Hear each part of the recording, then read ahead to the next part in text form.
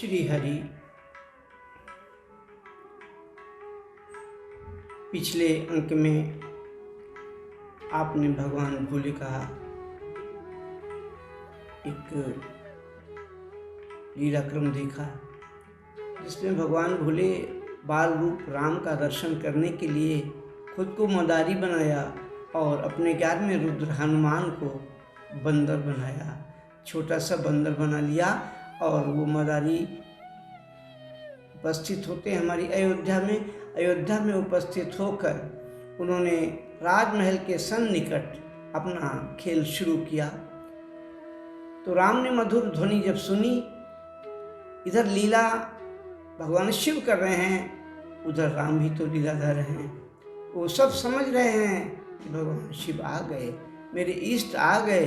तो उनके नृत्य के लिए रोक करके अपने रक्षकों से, मैया से कह के उस मदारी को बुलाया और खेल अपने बड़े से चबूतरे पे राजमहल में करवाया। जब गए तो राम अलग रो रहे थे और जाने की स्थिति सुनकर हनुमान अलग रोने लगे और ये दोनों रोए तो ठीक था। भगवान शंकर भी अपने आंसुओं को नहीं रोक पाए, क्योंकि दर्शन का लाभ जो मिल रहा था वो अब नहीं मिलेगा। इधर राम ने ये रख दिया कि इस बंदर को हमें चाहिए। राजमहल में यह संदेश पहुंचा तो उनका जो भी कीमत हो उस मदारी को देकर बंदर को यही राम को खुश रहने के लिए, आनंदित रहने के लिए छोड़ दिया जाए। भगवती गिरिजा ने विचार किया कि अब क्या होगा। बंदर हो तो उसकी कोई कीमत लगा दी जाए, उसे बेच दिया जाए, उसे खरीदा जाए, लेकिन ये तो हनुमान हैं, हनुमान कैसे बिक सकते हैं, उन्हें कोई कैसे खरीद सकता है। इतना जब सब हुआ तो भगवान शिव ने उस वानर को वहीं छोड़कर और अपने को अंतर्ध्यान किया। ये अलग विषय है कि वो गिरिजा के समीप चले गए कैलाश पे, या दूसरा रूप धारण करके वहीं दर्शन कर रहे हैं भगवान की लीला का, ये अलग विषय है। इतना सब हो गया। अब विडंबना एक और सामने आई। अब तक तो मदारी बन के भगवान शिव खुद ही नाच रहे थे और अपने ही अंश को हनुमान जी को नचा रहे थे। मैंने उन दिनों बताया था कि जो शिव है वो ईश्वर हनुमान है और जो हनुमान है वो शिव है। ये मैंने आपको बताया था, आप लोगों ने कथा में श्रवण किया होगा। अब विचार इस चीज पे करना है। अभी तो शिव रोए, राम रोए और हनुमान रोए, लेकिन अब विचारणीय विषय ये आ गया, शंकर जी बंदर को नचा रहे थे, अपने ही अंश को नचा रहे थे। अब हो क्या रहा है, बंदर को जब छोड़ा तो राम उस बंदर से रोज अपना कुछ न कुछ खेल प्रमोद आनंद लिया करते थे। उस आनंद में उसी रस्सी को जिसमें बंदर को बांधा हुआ था, उस रस्सी को अपने कोमल हाथों में पकड़कर राम हिलाते हैं, कुछ भी करते हैं और वो बंदर नाच रहा है। यानी अब रघुवर मदारी बन गए और शंकर जी को मानो बंदर बना लिया। ऐसा कथा का स्वरूप बनता है। हनुमान अपने आराध्य देव भगवान राम के साथ रहकर अपने को बहुत आनंदित करते हैं, बहुत प्रसन्नता से रहते हैं। कई वर्ष धीरे धीरे व्यतीत होते चले गए। कई वर्ष व्यतीत होने के बाद एक दिन एक नया चरित्र यहाँ पे प्रस्तुत करना चाहूँगा। अयोध्या में एक दिन बड़े होते होते हनुमान को कुल समय व्यतीत हुआ, राम के साथ कई वर्षों रुके। इन वर्षों में हनुमान ने देखा कि राम जो परब्रह्म है, परमेश्वर है, जो ज्ञान का बहुत बड़ा खजाना है, उसको उपनयन करवाया गया, उसको गुरु के घर दीक्षा के लिए, शिक्षा के लिए भेजा गया। गोस्वामी जी ने बहुत स्पष्ट लिखा था, राम कथा में मैं कहता रहता हूँ, गुरु गृह पढ़न गए रघुराई, अल्प काल विद्या सब आई। जिसकी श्वासों से श्रुति स्पष्ट होती हैं, वो आज विद्या अध्ययन के लिए गुरुगृह में चला जाता है। ऐसा और क्या संस्कार दिए हैं, संस्कार क्या दिए? प्रातःकाल उठकर रघुनाथा, सुबह उठ करके ब्रह्म मुहूर्त में महाराज उठते हैं और अपने माता को, पिता को और गुरुदेव को प्रणाम करते हैं, उनके चरणों में वंदन करते हैं, आशीर्वाद प्राप्त करते हैं। ये है संस्कार। राम का मानव रूप मानव को शिक्षा देने के लिए आज मानव रूप में प्रकट लेते हैं। तो ये संस्कार अगर हम अपने जीवन में उतारें, हम आज अपने घरों में बच्चों को शिक्षा देने के लिए किसी ट्यूटर को तो रख लेते हैं, किसी शिक्षक को पैसा देके तो हम पढ़वा लेते हैं, लेकिन हम वहाँ नहीं पहुँचते जहाँ राम गए। गुरु गृह पढ़न गए रघुराई, गुरुदेव के घर में जाकर के विद्या अध्ययन किया, गुरु का आशीर्वाद प्राप्त हुआ, ये सब कुछ हो गया। धीरे धीरे अयोध्या में ये सम्मान मिला और दिनचर्या चल रही है। राम दरबार में विश्वामित्र पधार रहे हैं अपने सिद्ध आश्रम को छोड़ के जंगल से, क्योंकि उन्हें ये पता हुआ है कि ब्रह्म ने प्राकट्य लिया है।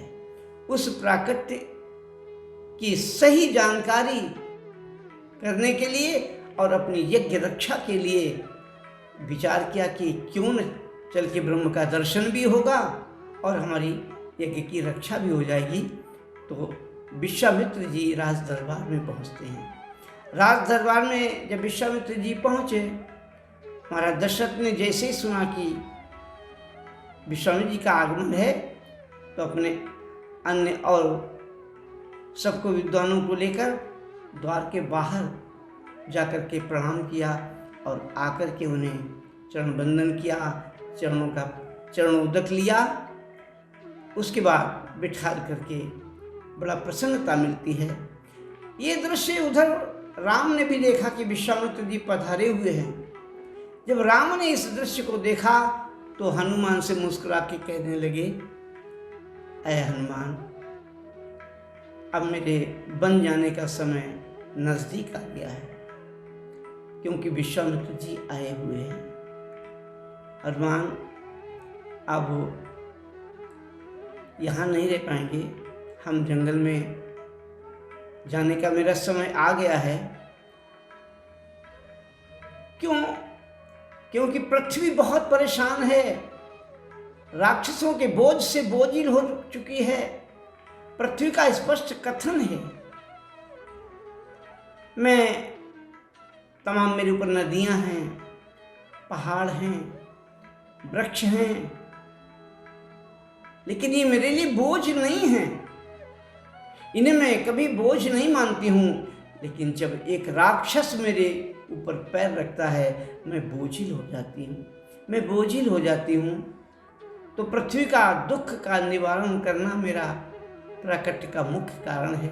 इसीलिए मैंने इस धराधाम पर अपने को प्रस्तुत किया है। तो अब मैं वन में जाऊंगा, ऋषियों मुनियों से मिलूंगा और रावण के द्वारा सीता का हरण होगा। सीता हरण होने के बाद में मैं धीरे धीरे आगे चलूँगा। तो त्रिशिरा, सूर्पनखा, खरदूषण आदि जैसे कंटकों का निवारण करते हुए ऋष्यमुख पर हम तुमसे मिलेंगे हनुमान। तब तक तुम ऋष्यमुख में पधारो। इतना और बता दें, रावण ने बाली को अपना मित्र बनाया है और बाली रावण से भी कहीं ज्यादा बली है, उससे भी ज्यादा बलवान है। बाली ने रावण को अपने कोख कांख में, अपने बगल में बहुत समय तक दबा के रखा है। इतना बलवान है, तो उससे रावण ने प्रेम किया है। बाली का एक अनुज सुग्रीव, वो भी बलवान है, लेकिन बाली बहुत बलवान है। जब तक तुम पहुंचोगे बाली और सुग्रीव दोनों में इस भ्रातृत्व भाव को लेकर प्रेम का बहाव कम होने लगेगा और ये दोनों मित्रता शत्रुता में बदल जाएगी। ये हम तुम्हें पहले बता देता हूं। अस्तु, इसके अतिरिक्त आपने सूर्यदेव से शिक्षा दीक्षा ली है। दक्षिणा की बात जब आई तो ये आपका ही कथन है कि गुरुदेव इसकी हम दक्षिणा आपको क्या दें? तो सूर्य भगवान ने, आदित्य नारायण ने कह दिया था, हनुमान मुझे दक्षिणा में सुग्रीव की रक्षा चाहिए। सुग्रीव बहुत भयातुर है, परेशान है, उसका ही भाई बाली उसे मारने पे तुला है, राज्य ले लिया, स्त्री छीन ली, सब कुछ हुआ है। उसकी रक्षा करना ही मेरे लिए एक दक्षिणा हो जाएगी, वही मेरी दक्षिणा होगी, मुझे और कुछ नहीं चाहिए। और तुमने वचन दिया कि मैं सुग्रीव की रक्षा करूंगा। ऐसी स्थिति में सुग्रीव को भगवान राम ने याद दिलाई, ठीक है, ये सब हो ही रहा था। तब तक राज दरबार से महलों में एक संदेश पहुंचा, राम कहाँ है? राम समक्ष आए, भैया राम चलो राज दरबार में चलो, वहाँ पर महाराज विश्वामित्र जी आए हुए हैं, उनको चरणों का वंदन करना है, आशीर्वाद लेना है। संत हैं, मुनि हैं, ऋषि हैं। राम हनुमान से विदा लेकर के और विदा दे करके खुद तो इधर आए और उनसे कहा, अब तुम अपने केसरी के पास पहुँचो और मैंने जो तुम्हें बताया उस कार्य के लिए तुम तैयार रहो, क्योंकि हमें तुम्हारे सहयोग की आवश्यकता पड़ेगी। वानरों की बहुत बड़ी सेना, यूथ तैयार करके तुम्हें रखना है और हम आकर के पंपा पर तुम्हें मिलेंगे। वहाँ से हनुमान को विदा कर दिया। हनुमान वापस जा रहे हैं अपने नगर के लिए, लेकिन बार बार मुड़ के देखते हैं राम को, राम हनुमान को देखते हैं, दोनों के प्रेम में, क्योंकि भगवान के चरणों से हनुमान का इतना प्रेम इतने समय में हो चुका कि बगैर दर्शन के मानो रहना नहीं चाहते हैं। लेकिन उसी राम ने ही तो विदा किया है, तो जा तो रहे, बार बार मुड़ के देखते हैं, अपने हाथों से प्रणाम करते हैं, राम को बार बार प्रणाम करते हैं। आंखों से अश्रु बहने लगे, अश्रुपात होने लगा हनुमान के नेत्रों से।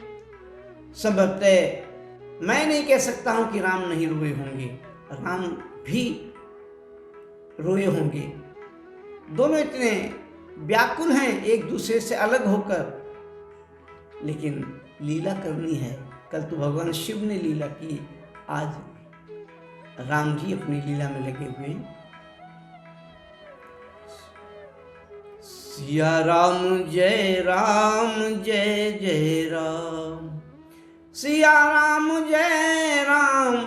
जय जय राम, सिया राम जय जय राम। श्री राम जय जय राम, श्री राम जय जय राम, श्री राम जय जय राम, श्री राम जय जय